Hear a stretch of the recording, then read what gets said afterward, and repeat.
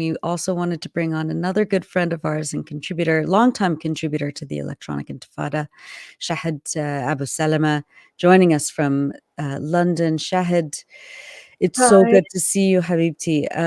I know that you have been just under so much extraordinary pressure, trying to figure out your family situation. Some of them are still stuck in Gaza, trying to survive the incessant bombing. Can you give us a sense of what your family is going Yeah, through right now? sure.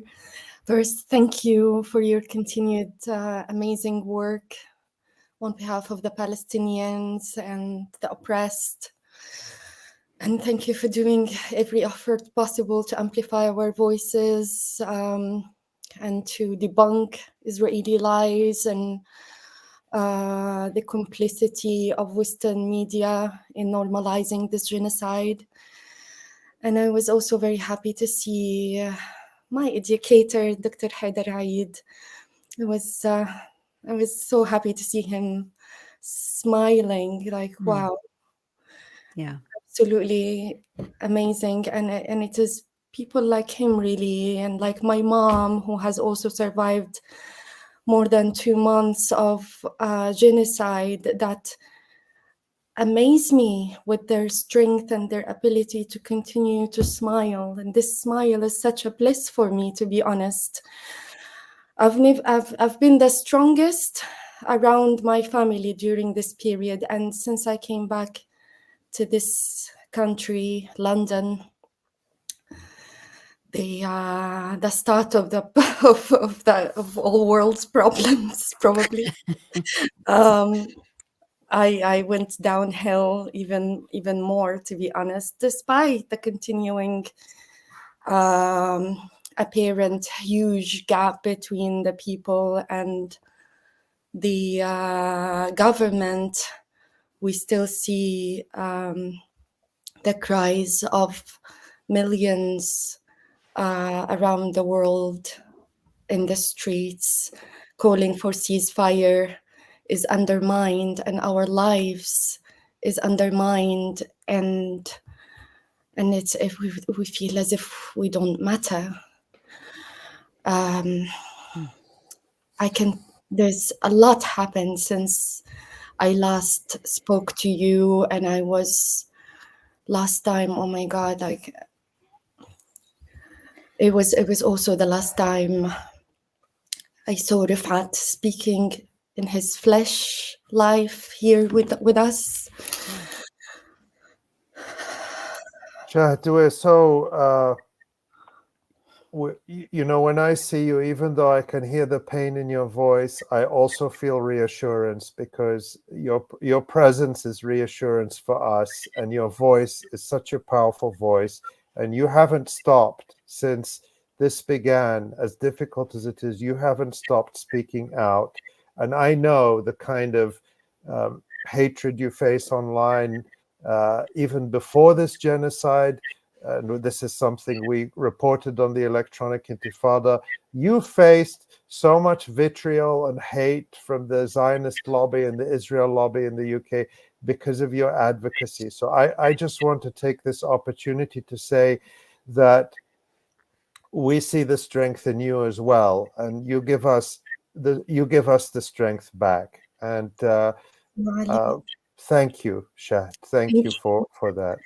Thank you all, but really, like, whatever, like, all our sacrifices feel, like, it's hard to put things in words these days, because we see the best of us are being assassinated and killed in cold blood, and families wiped out, carpet bombing nonstop, displacement nonstop. And my family, I never expected this, but really, like, my family was one of those that at times like this, we would be offering support for others. And other families would be relying to us, would be hosting families fleeing other way, heavily bombarded areas. And now my family is being displaced from one place to the other. So now they've left 𝐓𝐡𝐞 refugee camp, because now 𝐓𝐡𝐞 is a death zone. And they fled to Rafah in a journey like of horrors, pitched a tent, and they've been surviving under this tent in freezing weather for nearly 3 weeks now. And this is nothing even nothing incomparable with other families who have many of their loved ones missing or arrested or killed, buried. Not even like some people, so many families are still staying on top of the ruins of their own homes, knowing that their loved ones are still buried under, and there's no way of getting them out. I mean, these stories that we hear, we're to this day, for 4 days now, we've been disconnected from my family in the south, and we have like minimal information about them that we get every now and again when they manage to steal some internet somehow, like get a connection after going through great odds to just tell us that we are alive, we are still alive, but we survived again by chance. This is every day for everyone in Gaza. Every day they survive by chance. And every day is about struggling to find the basics, to feed the little ones, the children, to find enough water and food, and they go through great odds to even find wood to make fire so they cook or do laundry, and everything is such a great struggle. My dad is 72 years old and he's terribly sick, and my dad, you know, he's very healthy and athletic. He's had like such a healthy routine since the beginning of his life, or let's say his second birth, after he was released from Israeli jails in 1985 swap deal. And he's been taking pride in his health. And now imagine, he can hardly walk 50 meters. He can hardly walk 50 meters. And he can find no medicine anywhere. My brother, my youngest brother, who's a father of 2, he's super sick, and he went to a field hospital in Gaza, so people without limbs queuing, and he felt ashamed and went back because all he has is severe flu. And my niece, my 5-month-old niece, who was born just a month and a half before this genocide started, is struggling to breastfeed from her mother. And we know of the consequences of such prolonged trauma on breastfeeding mothers and pregnant mothers. And the case has been also presented in the South African case against Israel's genocide, that Israel is deliberately targeting the reproductive health of Palestinian women. Yeah. So all of these horrors combined, and God, can I take some time to speak about my family in the north? Please.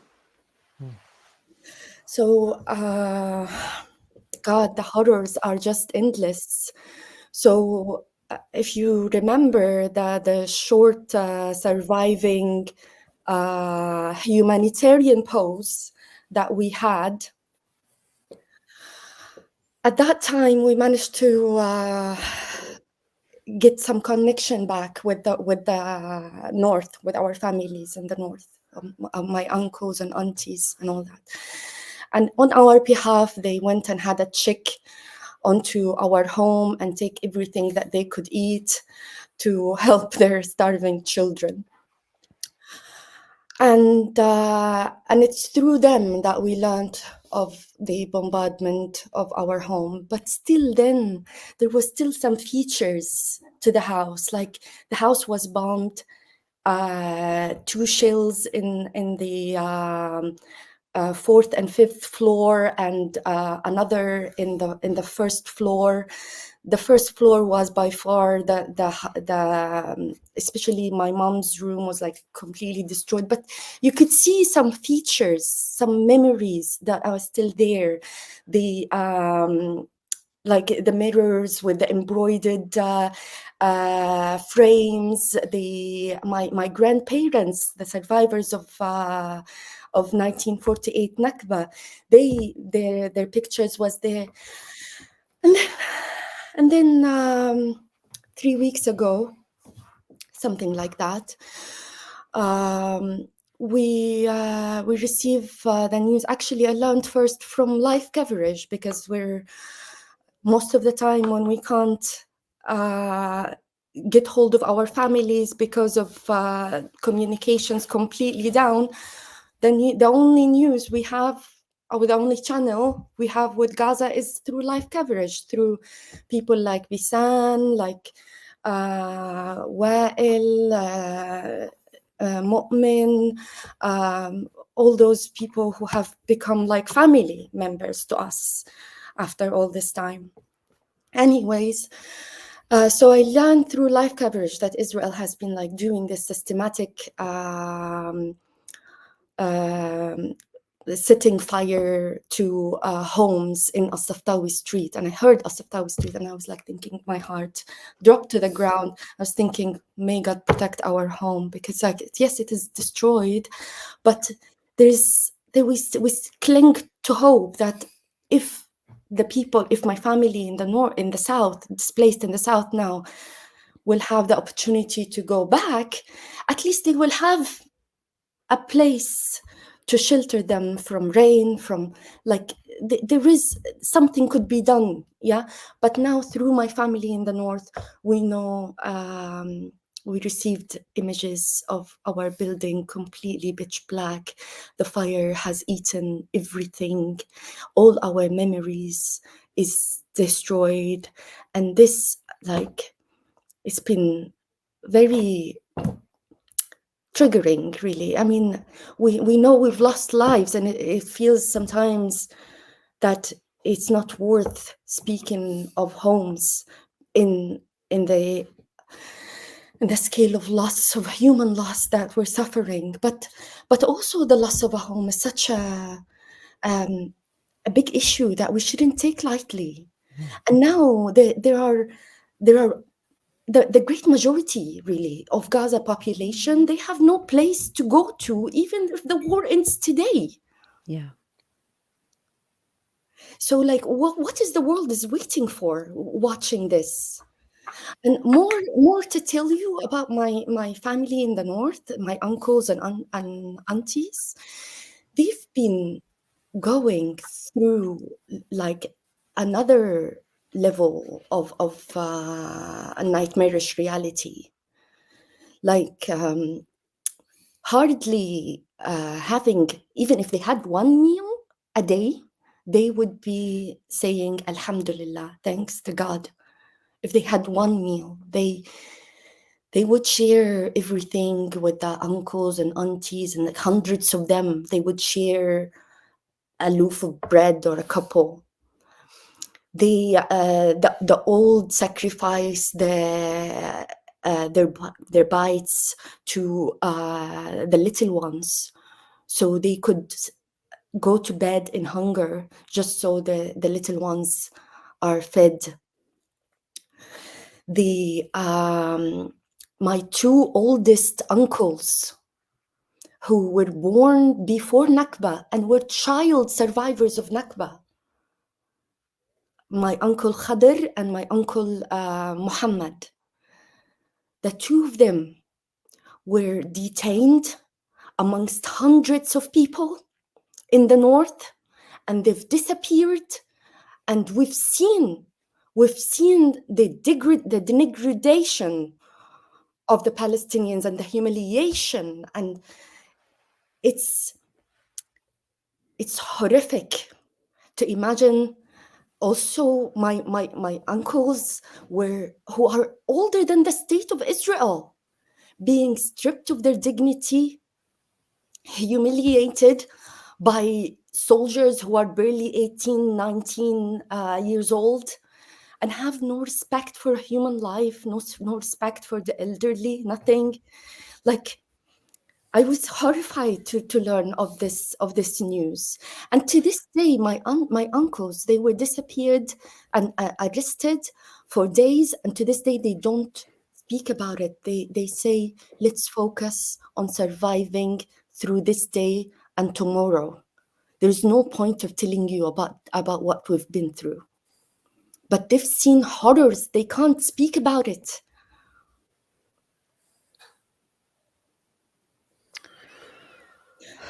Shahd.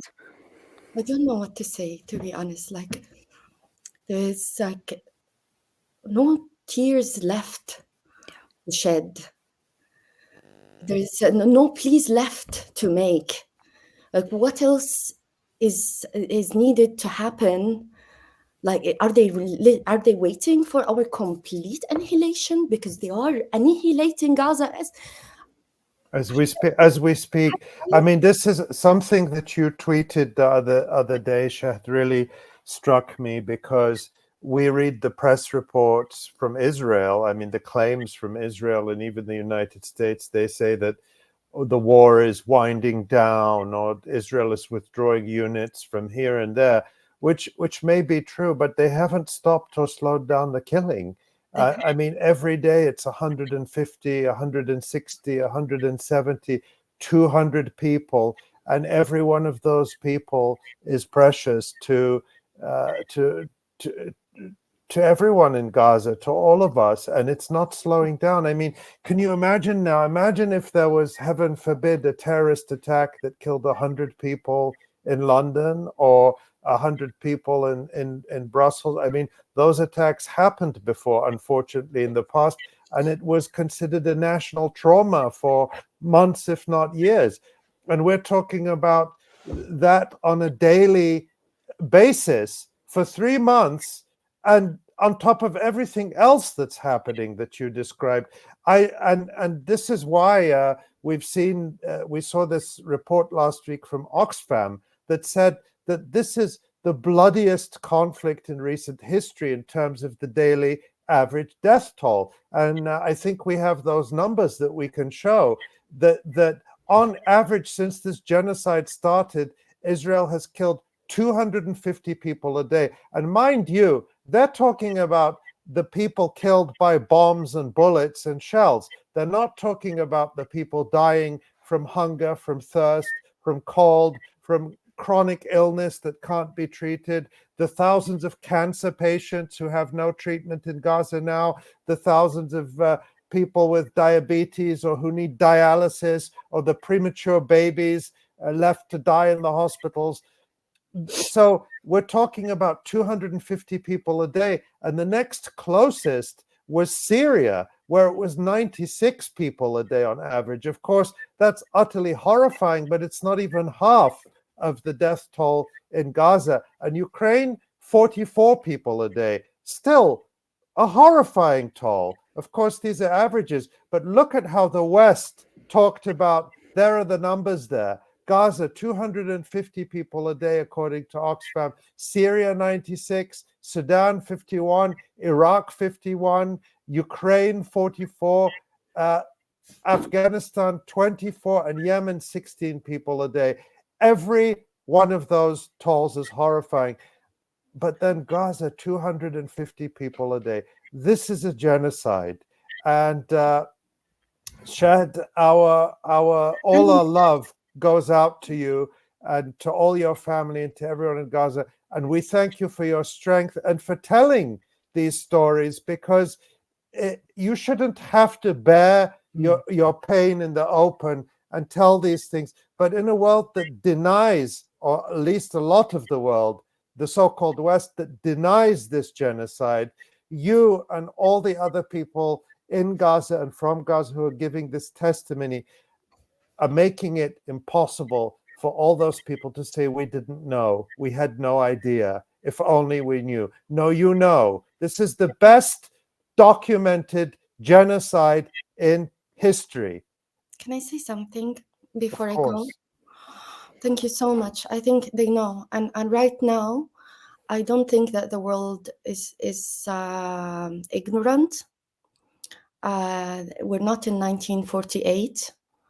We're not even in the times when the Iraq war happened. At that time, still, there wasn't much internet and social media and whatnot. We're at different times. And the information is accessible, it's available. And there has been advances in so many studies, settler colonial studies and it's crystal clear. It's crystal clear, but we live in a world order that has designated some people as worthy and others as unworthy. And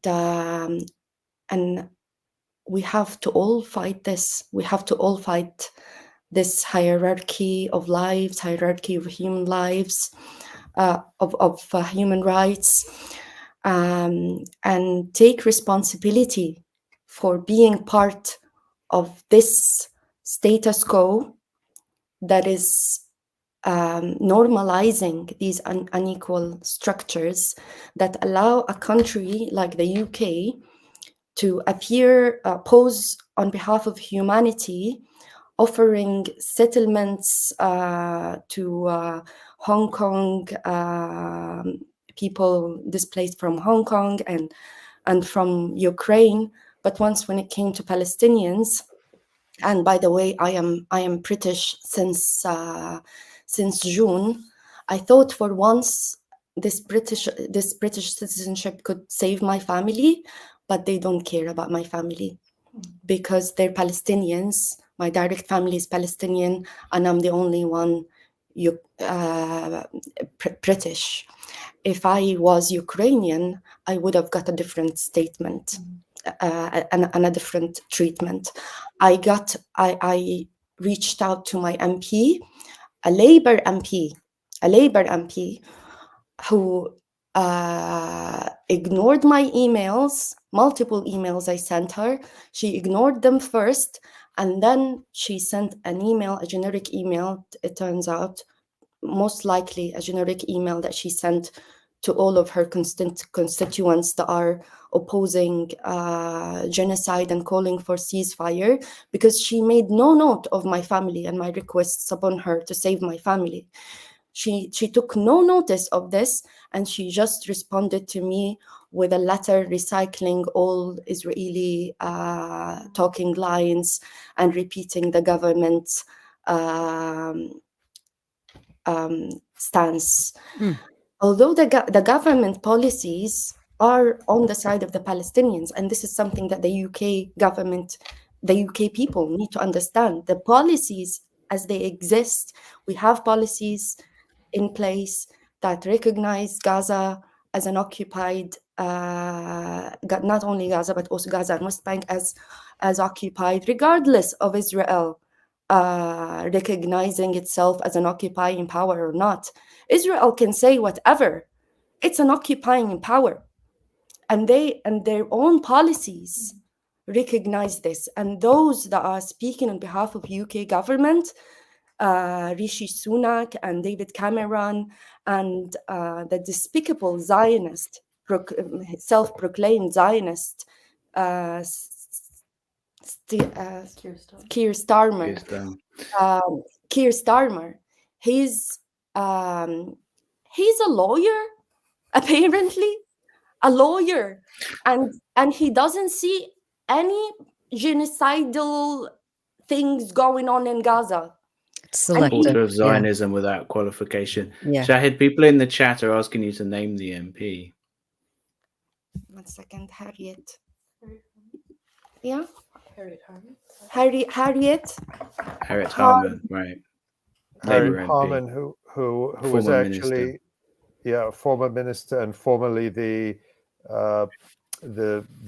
temporary leader of the Labour Party at one Yeah. point, the sort of the Yeah. standard leader.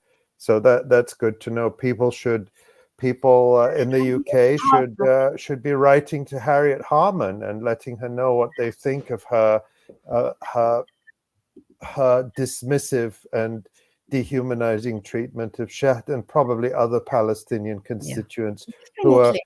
Definitely. Yeah, it's simply racism. I mean, like as you said, Shahid, like if you'd been Ukrainian, there's no way they would have just ignored your email like that, and they would have, your family would have been allowed to Exactly. seek And I'm shelter. speaking about emergency situations. We are dealing literally with a status, like a situation of life and death. We don't have the luxury of time. Right. We don't. So yeah. Thank you all for listening, and thank you for joining my campaign against my MP, hoping that humanity will be shaken a bit. Yeah, keep us posted on that, of course, Shahid. Shahd Abusalama, you're a writer, educator, scholar, activist living in London. We appreciate you. We're so grateful for you, and we'll have you back on very soon.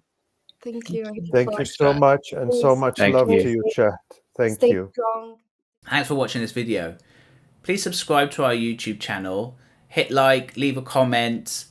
These engagements help us with the YouTube algorithm, and it helps us to get around Silicon Valley censorship as much as possible. It does make a difference. You can also support our journalism by going to electronicintifada.net and clicking on donate now. Thank you.